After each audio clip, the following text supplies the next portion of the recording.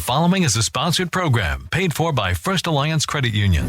Welcome to Good Money Moves, featuring Jenna Taubel from First Alliance Credit Union and Andy Brownell. Here's Andy Brownell on Rochester's News Talk, 1340 KROC AM and 96.9 FM. It's time for Good Money Moves.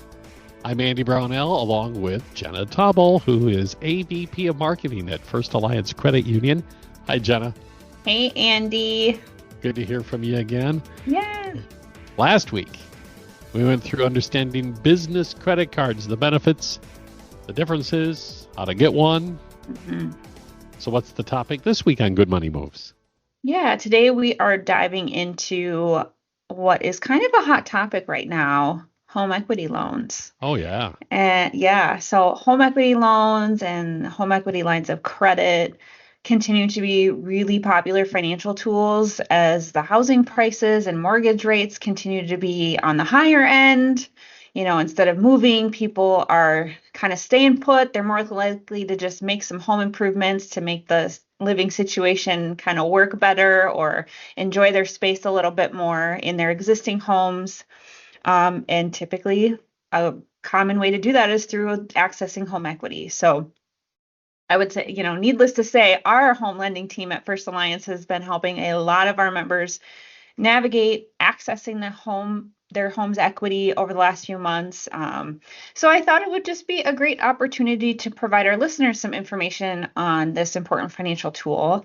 It's definitely a topic we've touched on before in the show, but it really is one of the best ways to finance home improvements, among many other things. So let's revisit it. Sure.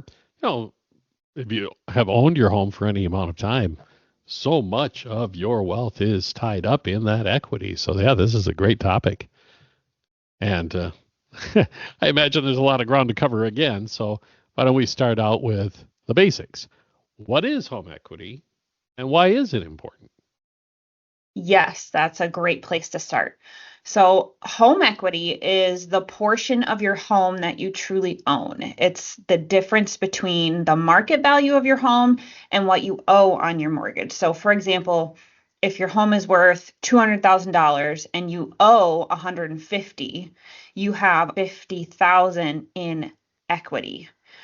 Now, if you don't know how much your house is actually worth, you can simply take the amount of your mortgage loan that's still due and remove it from the price that you paid for the house. That's a really rough estimate. Otherwise, websites like Zillow can give you a rough estimate of what your home could be valued at. But the only way to know for certain what your current home value is to have that appraisal completed. And we can dig more into that later. But it's really important to have at least a loose understanding of what the equity in your home is, even if you don't plan to utilize it just yet, because equity is a source of wealth for you. That's why people encourage home ownership over renting, is because you do get that equity. That's where that wealth generation comes from. So over time, as you pay down your mortgage and your home value increases, your equity grows. And your equity can really provide you a lot of financial security and can be used for other investments or cover major expenses, either planned or unexpected home improvements. So it is part of what is considered your net worth. It is. So how can I build the equity to get it up there to add to my net worth? Yeah. Building equity. Great question. So there's a couple ways to build equity in your home. The first, we kind of touched on this already, paying down your mortgage. So each month you'll make mortgage payments that chip away at the amount you owe on your loan, which then slowly increases the amount of your value, or the amount you truly own in your home, right? Which increases the equity that you have. And it starts out slowly because initially, you don't own much of it, but over time it accelerates very rapidly. Exactly. How much principal is being paid down each time. Exactly. Yeah. Another good way to build some equity in your home is through home improvements. So making changes to your home can make it more comfortable to live in and help maintain and increase its worth as well. So, you can make changes to any part of your home. Kitchens and bathrooms are common ones that people think of when they think of, making changes that are going to increase the value of your home, whether, inside or out. You can do all kinds of stuff without spending a lot of money. That still just kind of gives a little boost. And that's the reason, right? You think about when you're looking at homes that are for sale, they have like move-in ready homes, meaning there's not a lot of maintenance or like changes that you're going to have to do to kind of modernize the home. So those are the types of things that allow your home to kind of maintain that value. And those homes tend to sell for higher prices and Sure. more quickly than homes that require a lot more updates or repairs. So that's why home improvements are a big component to equity. Yeah, home maintenance improvements. Yeah, you go into that house that still has the green shag carpeting Yeah, on the floors. You're probably not going to offer as much as you would have otherwise. exactly. Or, wallpaper from the 80s is still Yeah. sitting in the kitchen. Like that's people they don't want to mess with that. They just want to move in, maybe paint a couple walls and be comfortable. So another key component to equity though is again something I very briefly mentioned, and that's that market appreciation. So the value of your home probably won't stay the same over time from the time that you bought it to the time that you maybe go to sell it or go to tap into that equity. Typically, your home price is going to increase over that period. And while prices can change on average, they do, go up, I would say about 3% per year across the Yeah. country is kind of that average. I think we might That's be a in a pretty little bit. conservative one. Yeah. Yeah, it's a little different right now. But I mean, if you're not sure, again, where the value of your home, you could use that as a rough estimate to get you Sure. started. If I've owned my home for 10 years, estimate 3% per year, that'll get you a rough estimate as well. So your equity will grow as well if you live in an area where, home prices are going up and you take really good care of your house. So from our example earlier, a home's value could go from 250,000 to 335 in 10 years, right? If it grows 3% each year. So that just means that the value of your home has gone up by about like 34%, right? And then if you think about what that formula really breaks down to, it's your home value minus the principal owed, that's your equity. So now in this particular scenario, you have almost $150,000 in equity. So pretty in 10 years, right? And that's, I mean, that's and that's pretty good. just from market value growth. That doesn't include what you paid down in principal. Exactly. So you probably have even more than that. And this is almost like the magical compounding interest as well, because Yeah, that's a that great 3% analogy. annually, the next year that 3% is a little bit bigger. Mm-hmm. Yeah, that is a great analogy. Not quite one-to-one, but it's a great way to think Right. about it. Another really great way to have some equity in your home from the moment you purchase is having a larger down payment. So when you initially buy your home, putting down, if you're planning to put down 5%, can you do 6, right? That just gives you that little bit more equity immediately in your home. So those are just some high level ways that you can start to really build equity in your home. Some of them require you to be actively involved. Others just kind of happen like market appreciation. Yep. And it, as you pointed out, that average increase really depends on where you live. It does. Yeah. Because if you're in, Phoenix or Austin, Texas, or one of these super high growth areas, you're seeing a lot bigger fluctuation in the increase every year. Sometimes it's really, really good. Sometimes not so good. We're lucky enough to live in an area where we see above average appreciation, and it's been fairly stable and steady just because we're blessed with the economic growth from the Mayo Clinic here in southeastern Minnesota. Yes. So it's worked out well in our favor. And the other part about this, and I love this, my favorite realtor always loves to say this, because you talk about the net worth and the wealth you have tied up in your home. Mm-hmm. It's the bank account you live in. Yes. That is a great term to use. That's great. I love it. I might steal it. I think everybody should steal it. It's a great way to describe what happens when you own real estate. especially in an area that sees economic growth. It's an amazing way to increase wealth. It is. Okay. And that's why we're talking about it again today, because it is such an important tool to understand and know if you are a homeowner or thinking about becoming a homeowner. Okay, you mentioned home improvement as a way to increase equity. Maybe we could, before we take a break, we'll just get started on I imagine that there are smart ways to do this, that you get more bang for your buck. Let's put it that way. Yes, yeah. Certain areas of home improvements definitely yield better returns on your investment when they're improved versus other areas. Again, there's always that baseline level of maintenance just to kind of maintain your home's value, regardless of that market appreciation. But if you're looking to really make a big bang for your buck, places like kitchens and bathrooms are areas most people look to, and there's a reason for that. So according to a 2023 survey from Remodeling Magazine, which I guess maybe take some of this with a grain of salt because they're a magazine about remodeling, but it tracks, right? A major kitchen renovation or upgrade is on average going to get you a return on investment about 31.7%. That's wild.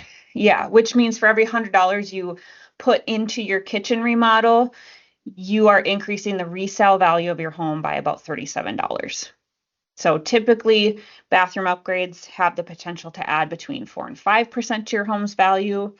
And even just updating things like appliances, countertops, some of the fixtures can also help kind of increase that home's value because, again, going back to that, people want to move into something that they don't have to put a lot of money into up front. They don't want to have to renovate the minute they move in. So if you're looking at it from that standpoint, those are the types of things that, maybe don't have to be those, tens of thousands of dollars that you're sinking into making some updates. Sometimes you can kind of make littler ones just to kind of refresh the room without having to sink a ton of money, but you still are going to see that return on investment. So like you say, take the wallpaper down, mm-hmm. maybe buy a new vanity, put it in the bathroom, Mm-hmm. dress it up a little bit. Yeah, exactly. Okay. Well, we do have to take that break. We'll cover some of the other areas where it's probably well worth it to spend the money to update your home and do improvements. Yes. When we come back with more good money moves, we're talking about home equity, how to tap into it, and use that wealth that you have on Good Money Moves here at News Talk 1340 KROC AM and 96.9 FM. Good Money Moves continues in moments with Andy Brownell and Jenna Taubel from First Alliance Credit Union. This is News Talk 1340 KROC AM and 96.9 FM. We're talking Good Money Moves with Andy Brownell and Jenna Taubel from First Alliance Credit Union on Rochester's News Talk 1340 KROC AM and 96.9 FM. Welcome back. Good Money Moves with Jenna Taubel, First Alliance Credit Union. We're talking about home equity today, that wonderful wealth you build up by owning a home. And right now we're talking about ways you can add to that equity through some home improvements. And we covered some of the obvious ones. The kitchen and the bathroom are great upgrades if you want to increase your home value and, make your house a little bit nicer to live in too. Mm-hmm. Where are some other areas where it's well worth it to look at perhaps spending some money to improve your home? Yeah, so basements. Sure. Another really smart way to boost your home's value is by converting your attic or basement space into livable space if you are able. Not every attic and every basement is convertible, but if you do have that space and it is a well worth the time and investment. I would say on average, finished basements should provide you like 70 to 75% return on your investment, especially. Wow. Yeah. And here's why, because you are taking, you're adding to the square footage in a lot of cases to your home. And if you're adding bathrooms or bedrooms within that space, you are also increasing the home's value, right? 4-bedroom, 2-bathroom houses typically are going to be, if you have the exact same style house next door and it's got 2 bedrooms and 1 bathroom, that's going to be very different home value between Oh my those two. gosh, yeah. So that's where kind of adding that livable space is really gets you that bang for your buck when it comes to your equity. So like going back to that 70 to 75% return on your investment, if refinishing your basement costs like $10,000 and the average ROI for your area in that case is 70, then finishing your basement would theoretically increase the value of your home by $7,000 minimum. Right off the bat. Yeah, right off And the that bat. doesn't So include the market increases in the future that are tied to that as well. correct.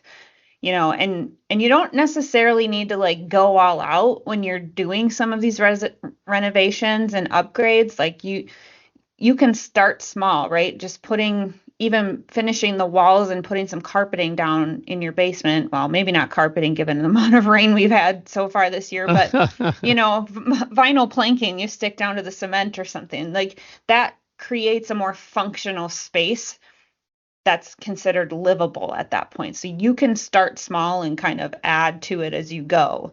But basements are a huge way to increase that value. Another one that is helpful, right, is that curb appeal. Improving the exterior of your home, such as having some basic landscaping, kind of painting the outside if you've got like that wood side on your home, or even updating like the front door can just help make a really good first impression, and it does give a small boost to your home's value.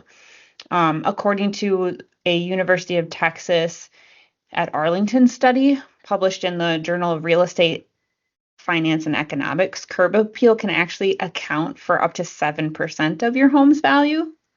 I can believe that it or because not. when people are shopping for a home, when they first drive up, that first impression is huge. Yeah.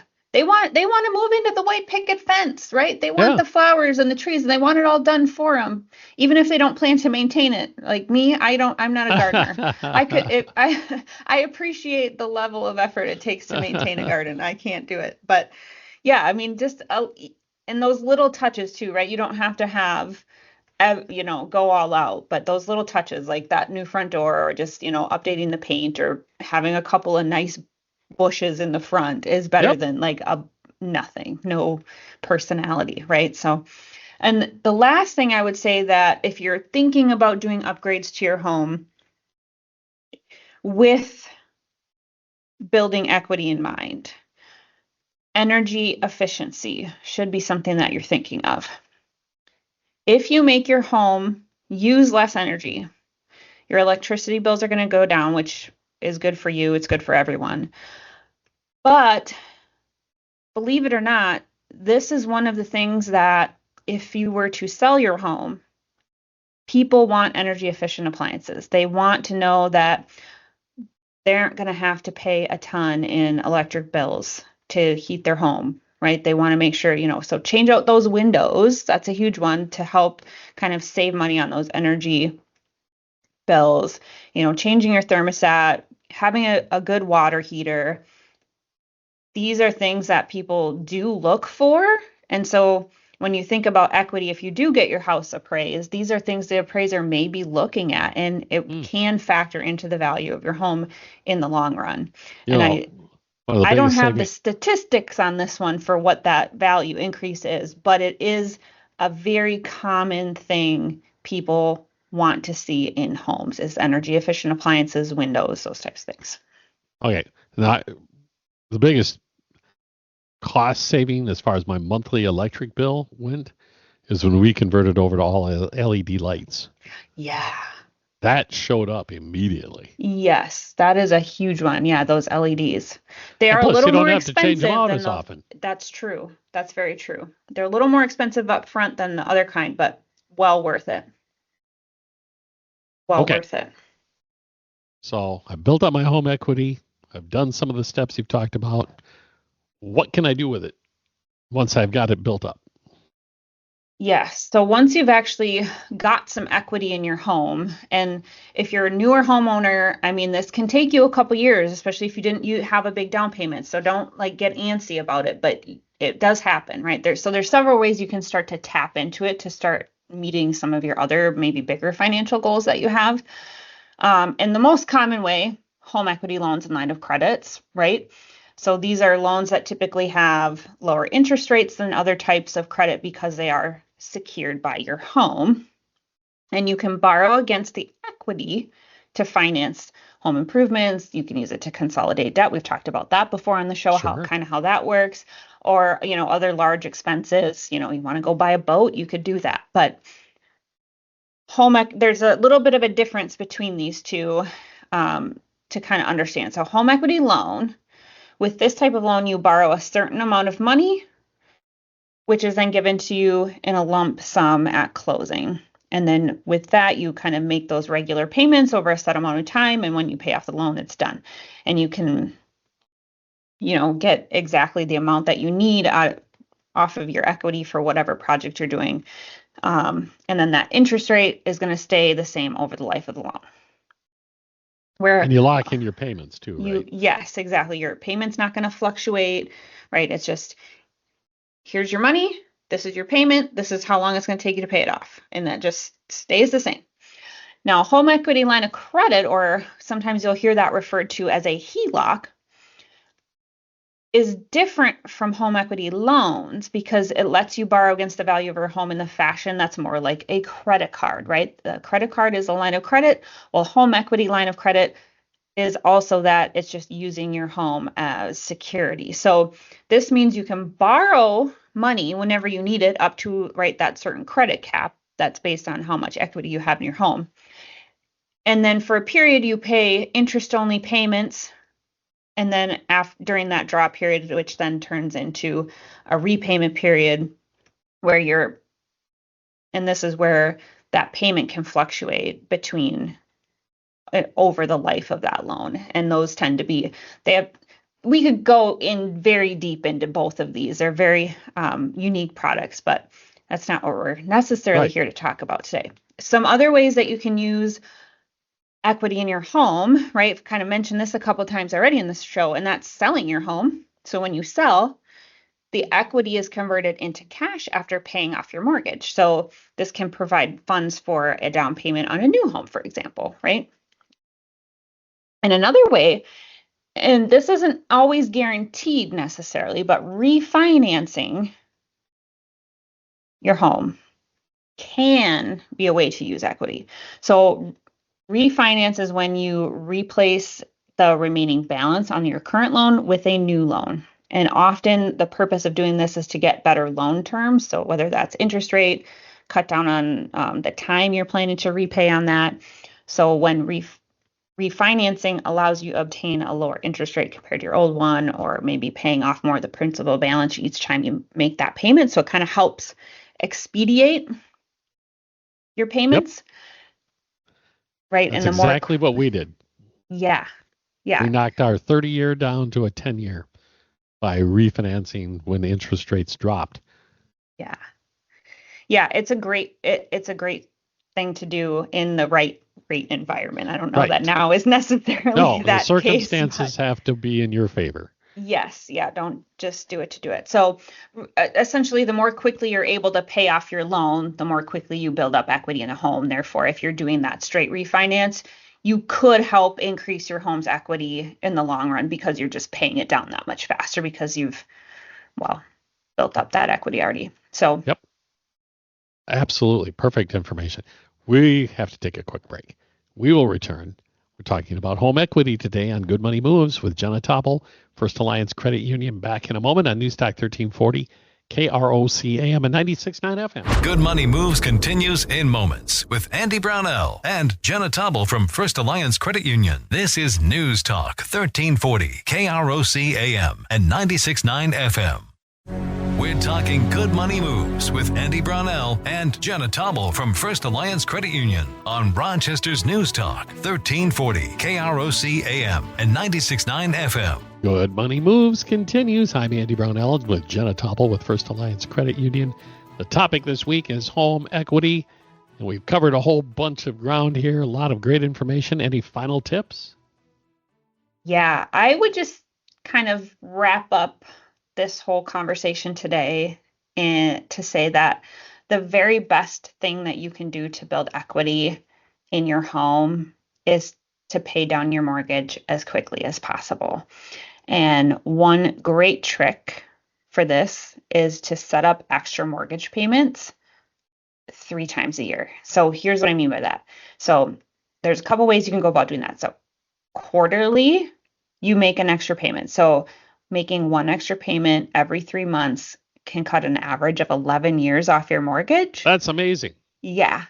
And I say average because everybody's a little different. But another strategy for this is to make a monthly extra payment. So instead of paying your mortgage once a month, you divide your payment by 12 and add that same amount to each payment, or in half to your payment every 2 weeks, right? So this really is adding an extra payment per year. So instead of making 12, you're making 13, which cuts off about 4 years off of your mortgage. Or if that seems a little bit daunting, because, sometimes budgets are tight, small monthly increases can actually really help you in the long run. It's kind of the long game for paying off your mortgage more quickly, but it works. So if you can't make that full extra payment like we were just talking about, round up your monthly payments to add just a few extra dollars each time you make a payment. And then as you maybe get a raise or a bonus at work, right, increase that payment just a little bit more. And this small extra amount is going to not only save you interest over time, but it is going to whittle down that mortgage that much quicker. Oh, yeah. So, and you'll really notice it when you get close to paying off the mortgage. Yes. Those last few years, it really accelerates. It does. Yeah. Just adding that extra money into your monthly mortgage payment is going to help reduce that principal amount faster. Which is going to build your equity faster, and you get to pay off your mortgage sooner, which win across the board. Yep. So just follow these couple of strategies to really just build that equity, get that mortgage paid off. Build wealth. Fantastic information as always, Jenna. Mm-hmm. And of course, with our limited time, we can't cover it all. So where can I go to find out about making good money moves? Yes, as always, I encourage our listeners to visit our website at firstalliancecu.com. You can subscribe to our blog. We release new financial tips and advice every week. You can listen to past episodes of this show at firstalliancecu.com/podcast or on krocnews.com. You can also subscribe to Good Money Moves on Apple Podcasts, YouTube Music, and Spotify. And as always, I encourage you to reach out to our team at First Alliance Credit Union so they can help you start making good money moves today. That's First Alliance Credit Union, federally insured by NCUA and an equal housing lender. Thanks a lot, Jenna. Absolutely. I look forward to getting together next week to talk about more good money moves right here on Newstalk 1340 KROC AM and 96.9 FM.